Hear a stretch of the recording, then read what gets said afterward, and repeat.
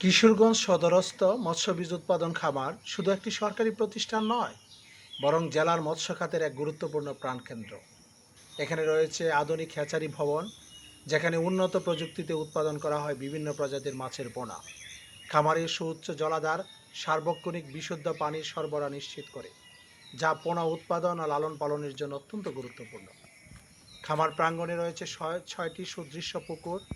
এসব পুকুরে যত্ন সহকারে বড় করা হয় মাছের পোনা, যা পরে জেলার বিভিন্ন অঞ্চলের মাছ চাষিদের কাছে সরবরাহ করা হয়।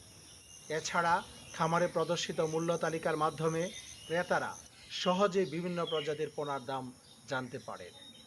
প্রকৃতির সৌন্দর্য আর আধুনিক মৎস্য প্রযুক্তির এক অপূর্ব সমন্বয় এই মৎস্য বীজ উৎপাদন খামার। জেলার মৎস্য উৎপাদন বৃদ্ধি ও স্বয়ংসম্পূর্ণতা অর্জনে এর অবদান সত্যিই প্রশংসনীয়।